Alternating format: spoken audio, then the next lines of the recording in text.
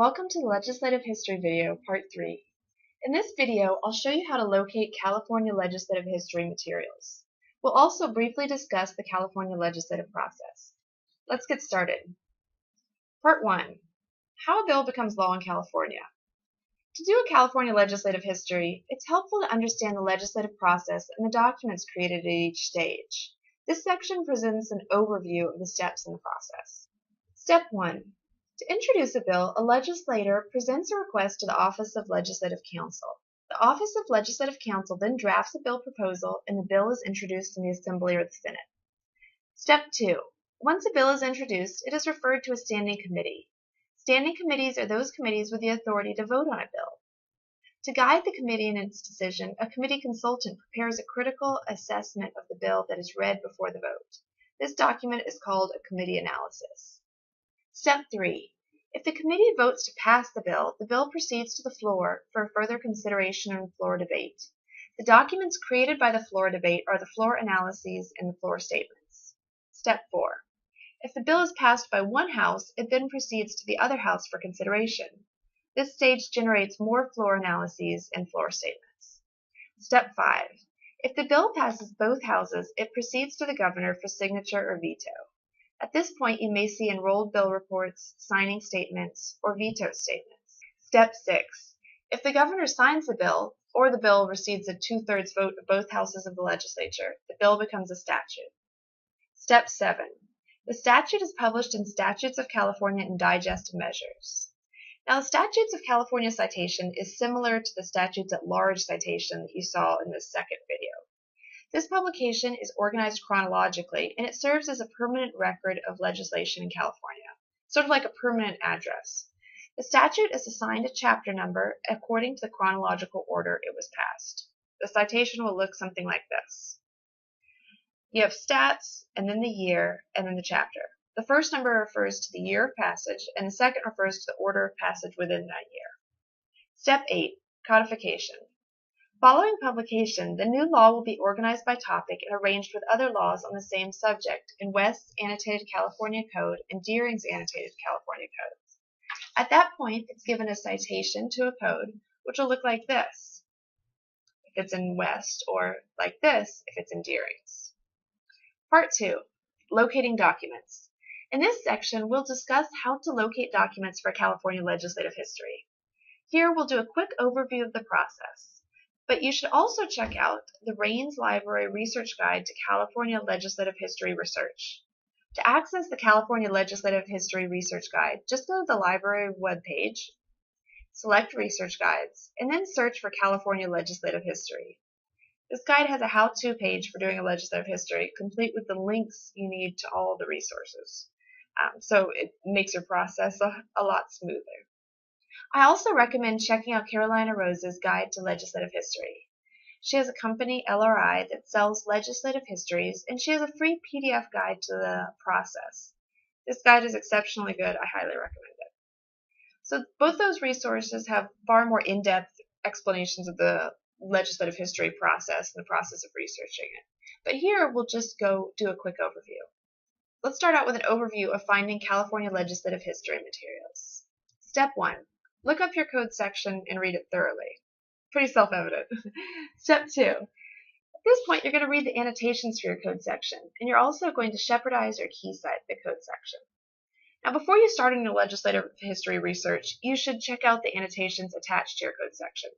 This is because somebody else might have had the same issue, and there may be case law dealing with the interpretation of your code section.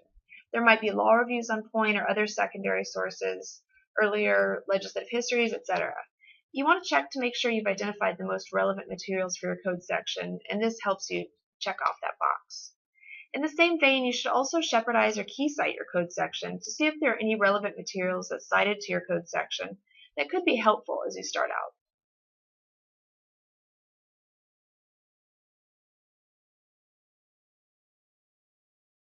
Step 3. Find the source information for your code section.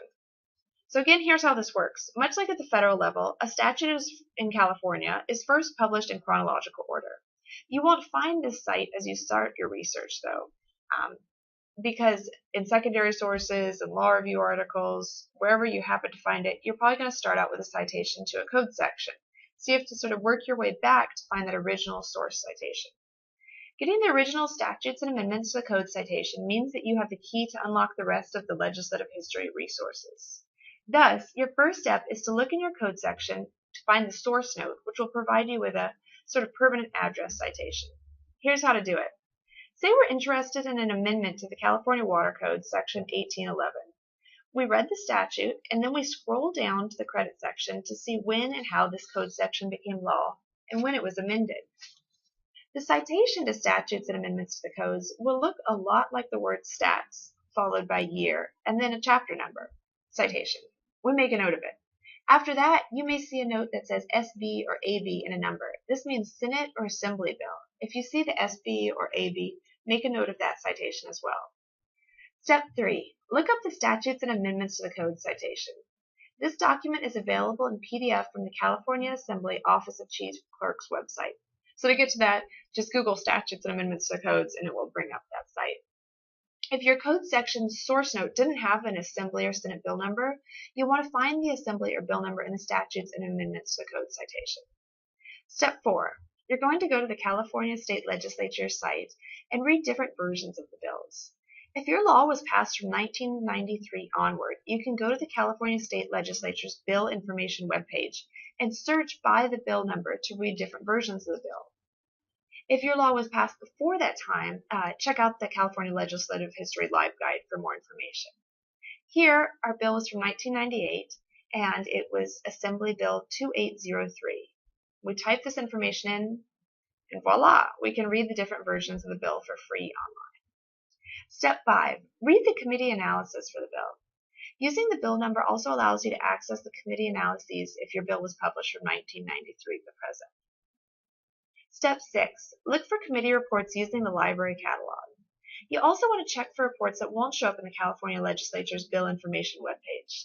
Some of these reports are held in libraries throughout California. You should search by the name of the committee when you do this, and you might want to use WorldCat to do this search. So that's it. This concludes the quick and efficient way to conduct a California legislative history. Again, your first step is to read the annotations. Then you're going to check Shepard's or KeyCite for background information. You'll want to find the source information for your code citation. The source information will be in a statutes and amendments to the code citation. Remember, this citation will look like stats, followed by number, and then C for chapter, followed by number. You'll make a note of that citation. Then you'll look for the different versions of a bill in the committee analyses. Finally, you'll check library catalogs for committee reports. This concludes the Legislative History series.